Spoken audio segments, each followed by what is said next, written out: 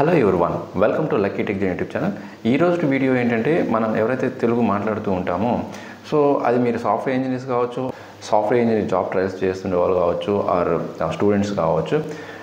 మనం అనుకుంటూ ఉంటాం, ఇది మనకి తెలుగు మాట్లాడుతున్నాము, మనకు అంత ఇంగ్లీష్ రాదు, మరి ఇంగ్లీష్ స్ట్రాంగ్గా ఉంటేనే కదా మనకి సాఫ్ట్వేర్ జాబ్స్ వచ్చేది. అండ్ సాఫ్ట్వేర్ జాబ్ వచ్చిన తర్వాత కూడా ఐటీ కంపెనీస్లో పనిచేయాలన్నా, వర్క్ చేయాలన్నా, అండ్ మంచి పొజిషన్కి వెళ్ళాలన్నా కూడా, మంచి డెసిగ్నేషన్ రీచ్ అవ్వాలంటే ఇంగ్లీష్ అనేది కంపల్సరీ కదా అని చాలామంది టెన్షన్ పడుతూనే ఉంటారు. మరి ప్రస్తుతం సాఫ్ట్వేర్ ఇండస్ట్రీలో దీని యొక్క ఇంపాక్ట్ ఎలా ఉంది, ఇంగ్లీష్ యొక్క ఇంపాక్ట్ ఎంత ఉంది, అండ్ 2025లో అప్కమింగ్ ఇయర్లో ఇంకా ఎలా ఉండబోతుంది, అండ్ ఇంకా అప్కమింగ్ ఇయర్స్లో ఎలా ఉంటుంది అనేది మనం వీడియోలో అయితే ఎక్స్ప్లెయిన్ చేస్తామండి. సో వీడియో స్కిప్ చేయకుండా ఎండ్ వరకు చూడండి. ఓకే, ఇప్పుడు మనం రియాలిటీ మాట్లాడుకుందాం. అసలు టెక్ ఇండస్ట్రీలో ఈ ఇంగ్లీష్ ఎంతవరకు యూజ్ చేస్తారనేది మనం రియాలిటీ మాట్లాడుకుంటే ఏంటంటే, జనరల్గా ఈ ఇంగ్లీష్ అనేది ఎక్కడ ఎక్కువ యూజ్ అవుతుందంటే, మనం క్లయింట్స్తో కొలాబరేషన్ అవ్వడానికి అండ్ డాక్యుమెంటేషన్ పర్పస్కి ఇంగ్లీష్ అనేది చాలా ఇంపార్టెంట్ అండి. అండ్ కార్పొరేట్ కంపెనీస్లో కూడా ఆ ఎన్విరాన్మెంట్లో మీటింగ్స్ కండక్ట్ చేసినప్పుడు ఇంగ్లీష్లోనే మాట్లాడుతుంటారు. ఓకే, బట్ ఇక్కడ ఇంకొక విషయం ఏంటంటే, ఇప్పుడైతే ప్రజెంట్ మనకు కొన్ని లొకేషన్స్లో అయితే ఆ మీటింగ్స్ మనం కమ్యూనికేట్ అయ్యేది ఆఫీస్ ఎన్విరాన్మెంట్లో కూడా మాట్లాడుకునేది ఇంగ్లీష్ ఎవరు మాట్లాడుకోవడానికి. అది గుర్తుపెట్టుకోండి. చాలామంది అనుకుంటారు, ఇంకా కంపెనీలో జాయిన్ అయిన తర్వాత ఇంక నేను ఫ్లూయెంట్గా ఇంగ్లీష్ మాట్లాడేస్తాను, ఎందుకంటే అక్కడ అందరూ ఇంగ్లీష్లో మాట్లాడతారు కదా, సార్ నాకు ఇంగ్లీష్ వచ్చేస్తుంది ఇంకా ఫ్లూయెంట్గా. అంటే మీకు బేసిక్ వచ్చి కంపెనీలోకి వెళ్ళాక, కార్పొరేట్ కంపెనీలోకి వెళ్ళాక ఇంప్రూవ్ చేసుకుందాం అనుకుంటారు. బట్ రియాలిటీ ఏంటంటే, అది స్పెషల్గా ఏ లొకేషన్స్, బెంగళూరు, హైదరాబాదు, చెన్నై, పూణే ఇలాంటి లొకేషన్స్లో ఎక్కువగా ఏ రీజన్ తగ్గ వాళ్ళ రీజన్ వాళ్ళు ఉంటారు. ఓకే, ఇప్పుడు చెన్నై అనుకోండి, ఇంకో వాళ్ళందరూ తమిళంలోనే మాట్లాడుకుంటారు. ఈవెన్ మీటింగ్స్ కూడా తమిళంలో మాట్లాడుకుంటారు. మన తెలుగు వాళ్ళు కానీ మీటింగ్లో ఉన్నారంటే వాళ్ళు ఏం మాట్లాడుకుంటున్నారో కూడా అర్థం కాదు. హైదరాబాదు, బెంగళూరు అనుకోండి, చాలామంది ఇంకా తెలుగు అంటే తెలుగు, కన్నడ అయితే కన్నడ, ఇలా మాట్లాడుకుంటారు.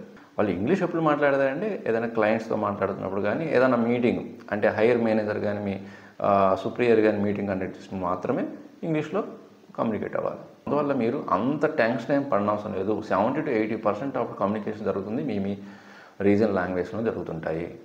అండ్ సెకండ్ పాయింట్ కూడా ఇంపార్టెంట్ అండి. కంపెనీస్ కూడా మీకు ఇంటర్వ్యూ చేసేది, మీరు software developers, web developers, data analyst, data science, ఇలాంటి క్లౌడ్ ఇంజనీరింగ్, వీటన్నిటికీ ఏంటంటే మీరు టెక్నికల్గా ఎంత స్ట్రాంగ్ ఉన్నారు, మీరు ఏదైనా ప్రాబ్లం ఇస్తే ఎలా సాల్వ్ చేయగలుగుతున్నారు, ఆ రియల్ టైమ్ అప్లికేషన్స్ ప్రాబ్లమ్స్ ఎలా సాల్వ్ చేయగలుగుతున్నారు, టెక్నికల్గా ఎంత స్ట్రాంగ్ ఉన్నారని ఇది చెక్ చేసుకుంటారు మీరు. ఓకే, 70 to 80% ఇదే చెక్ చేస్తారు. అంతేగాని మీరు కమ్యూనికేషన్ ఎంత స్ట్రాంగ్గా ఉన్నారనేది అది సెకండరీ అని. కమ్యూనికేషన్ ప్రయారిటీ ఫస్ట్ దేనికి ఇస్తారంటే, ఎలాంటి జాబ్స్ కంటే అవి ఏదైనా మీరు టెక్ సపోర్ట్వి, లేకపోతే ఏదైనా వాయిస్ బేస్డ్వి, ఇలాంటి జాబ్స్కి అయితే ఇంక మీకు టెక్నికల్ కూడా అవసరం లేదు, కమ్యూనికేషన్ ఫ్లూయెంట్గా ఉంటే ఆ జాబ్ ఇస్తారు.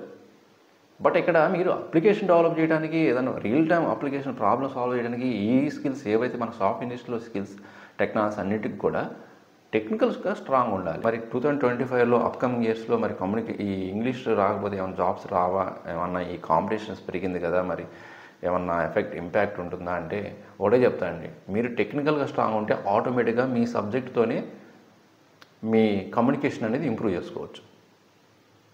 ఒక్కటే పాయింట్ గుర్తుపెట్టుకోండి, టెక్నికల్గా మీకు నాలెడ్జ్ ఉంటే, బట్ ఆ టెక్నికల్ వర్డ్స్ కొన్ని టర్మినాలజీస్ ఉంటాయి, లైక్ డీబగ్గింగ్ అని, డిప్లాయ్మెంట్ అని, డిజైన్ అని, ఓకే, అండ్ మీటింగ్స్ గురించి కానీ కొన్ని వర్డ్స్ ఉంటాయండి, కొన్ని టర్మినాలజీస్ ఉంటాయి సాఫ్ట్వేర్ ఇండస్ట్రీకి సంబంధించి, వాటిని బాగా నేర్చుకోండి. ఇంకంతే, మీ టెక్నికల్ స్కిల్స్, మీ టెక్నికల్ నాలెడ్జ్ ప్లస్ ఈ టర్మినాలజీని కానీ మిక్స్ చేశారంటే మీరే మంచిగా క్లయింట్స్తో సరి బాగానే కమ్యూనికేట్ అవుతారు.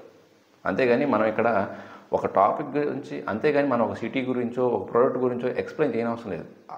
ఆ జాబ్ రోల్ కాదు మనవి. అవి ఏంటంటే అవి వేరేవి, వాయిస్ బేస్డ్, టెక్ సపోర్ట్, అవి వాటికైతే ఫ్లూయెంట్గా కావాలి కమ్యూనికేషన్ అనేది.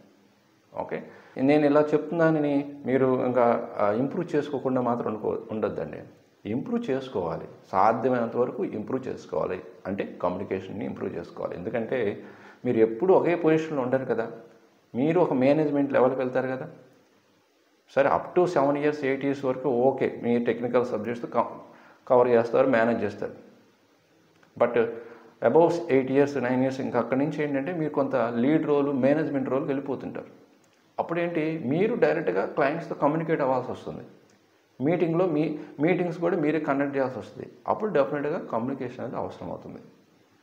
ఓకే, సో అందువల్ల కమ్యూనికేషన్స్ ఇంపార్టెంటే, English is important, but based on your job role, based on your experience.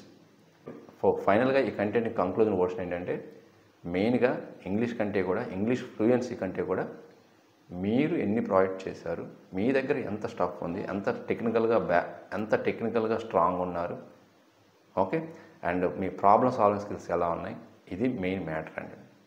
Information నచ్చితే లైక్ చేయండి అండ్ మీ ఫ్రెండ్స్ అందరూ కూడా షేర్ చేయండి. ఇంకొక మంచి యూస్ఫుల్ కంటెంట్తో మళ్ళీ వద్దాం. Thank you very much.